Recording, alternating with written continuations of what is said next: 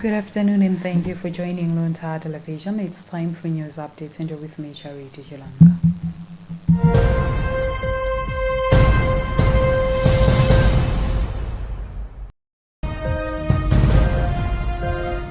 Pope Francis has urged Christians to welcome the shared vacation to sow the seed of hope and peace in the world. In his message released for the 61st World Day of Prayer for Vacations celebrated on April 21st.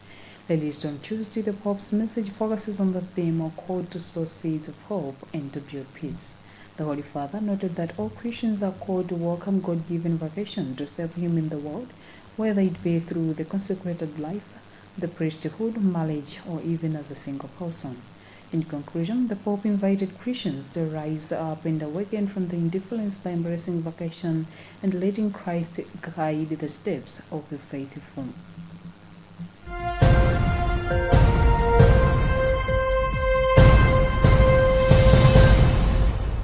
Chairperson of the Parliamentary Committee on Media, Susan Dorsey, has expressed concern over the continuing non-compliance by the local authorities on the provisions of the Access to Information ATI law to ensure that people are furnished with information regarding funding in the councils.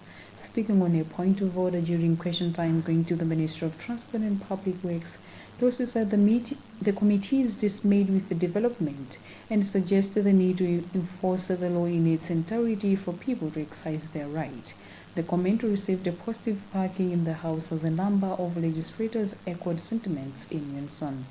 Meanwhile, the first Deputy Speaker, Malalito Bazombo, who is chairing the deliberations, has urged district commissioners across the country to consider the cause to ensure transparency and accountability.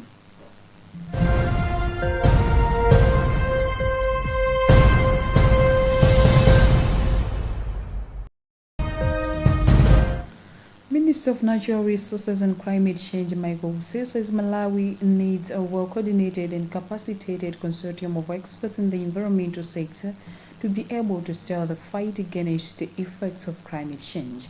Also speaking during the opening session of the 3-day National Environment Outlook training workshop for experts in Lilongwe, which aims to equip them on how to conduct accurate environmental assessment. The Environmental Management Act of 1996 requires the nation to produce the State of Environment reports every 2 to 3 years and an integrated environment analysis and outlook report every 5 years, but Malawi produced its last integrated report in 2010. Usi said with the number of climate change-driven disasters the country has suffered since the last integrated report, there is need for expertise to conduct another integrated environment analysis and outlook report. The training has been organized by the Malawi Environment Protection Authority and the United Nations Environment Programme.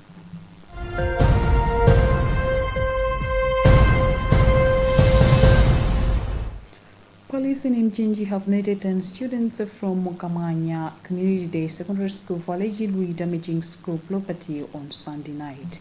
District Police spokesperson Limbani Mpenganjera says they set ablaze property worth over 25 million kwacha in protest against the suspension of some of their colleagues over indiscipline.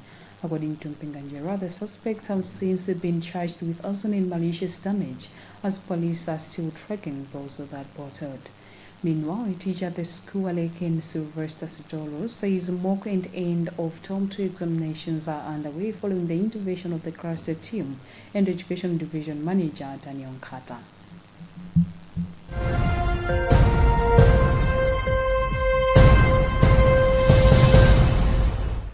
And in international news, Ugandan security forces are on a high alert after they said fighters from an Islamic State-linked group entered the country at the weekend. The Allied Democratic Forces ADF militants are planning attacks in urban areas, places of worship, schools, and public events, according to the army. It urged the public to remain vigilant to avoid being victims of ADF terror. The ADF has been linked to a series of deadly attacks in Uganda, including targeting a school last June. The group was originally formed in Uganda in the 1990s by people disgruntled with the government's treatment of Muslims. But after being routed by the army, the remnants fled across the border to the Democratic Republic of Congo, DRC. In 2021, Uganda and DR Congo launched a joint offensive to drive the ADF out of their Congolese strongholds, but have so far failed to put an end to the group's attacks. Uganda President Yoweri Museveni has repeatedly said the operation has succeeded in killing a large number of ADF fighters, including some commanders.